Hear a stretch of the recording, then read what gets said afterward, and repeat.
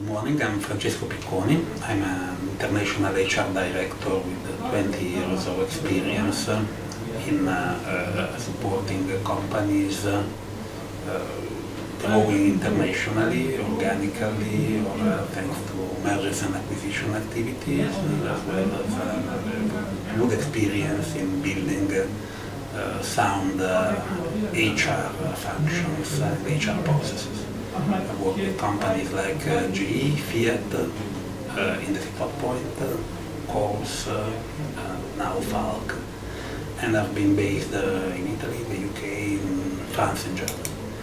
Today I would like to share some quick tips with the HR Transformation Network about how to build world-class HR processes. Now, the first recommendation I would give is to try to prioritize, and let's not, if possible, introduce all the HR processes all at the same time.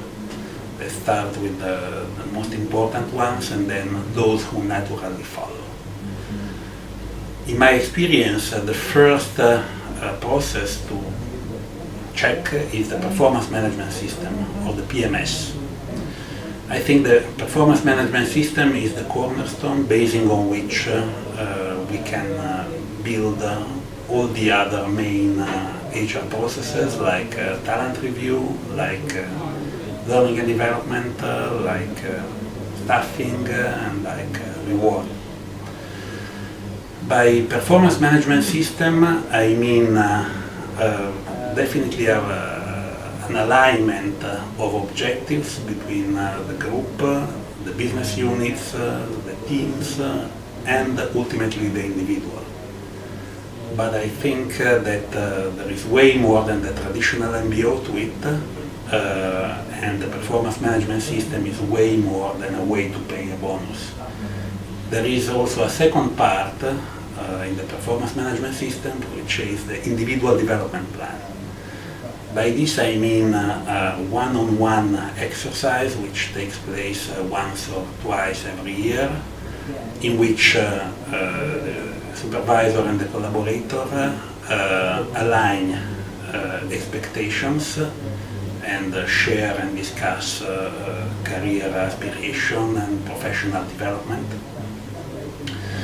This is very important because particularly when you have introduced a robust performance management system, we have ensured a fair and transparent alignment of expectations at all levels in the organization, but we also have opened up a powerful communication channel at all levels of the organization between each supervisor and collaborator.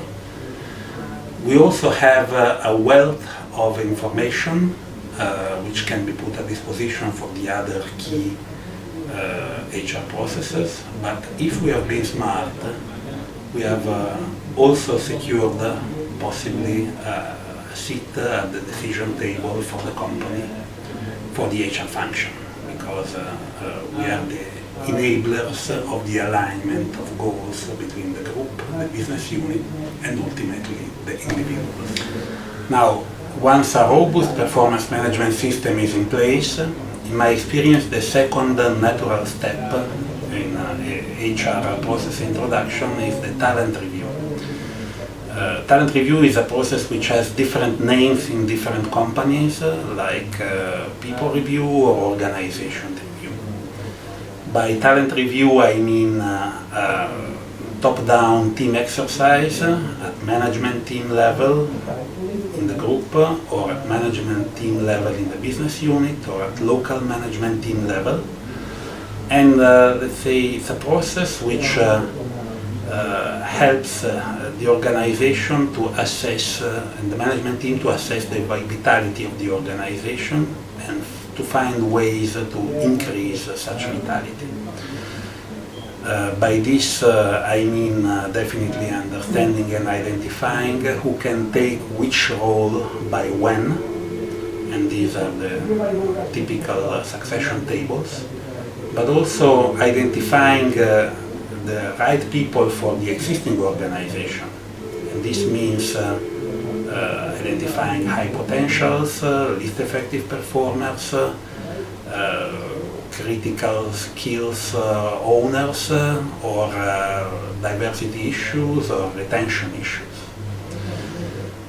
The other way around, the talent review allows or could allow to identify the right organization for the existing people, because in a well-done talent review exercise, it is possible normally to shape or reshape the organization according to the people we have.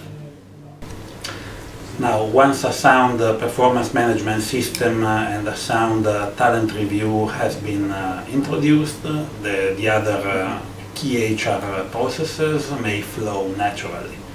For instance, in my experience at this point, you can introduce a learning and development process, because from the talent review you have identified which critical skills are missing in the organization, so that you can identify ways to develop them, and this according to the senior management. On the other hand, from the performance management system, and in particular the individual development plan, you have identified the training needs which are coming bottom up, so that you can also manage them. Same goes for the staffing plan, because once you have identified the critical skills which are missing, those you cannot develop in the short term. The only solution you have is to acquire them on the market.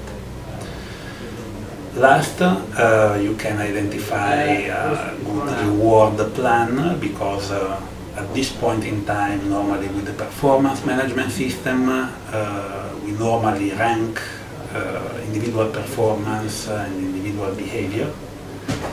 And on top of this, we are able to build a performance-based plan, but also we have identified the critical skills which are scarce in the organization, so that we can reward them properly. And here we can have competencies-based. Now, moving to conclusion, let's talk about technology. Technology is of paramount importance when you introduce HR processes, because it is the big accelerator on one hand, and allows the integration of all the HR systems. At the same time, technology allows a wealth of information and makes a wealth of information available to the rest of the organization at any level. One last point, the big enabler of introducing world-class HR processes is a strong and solid HR function, a well-trained HR function, I would add.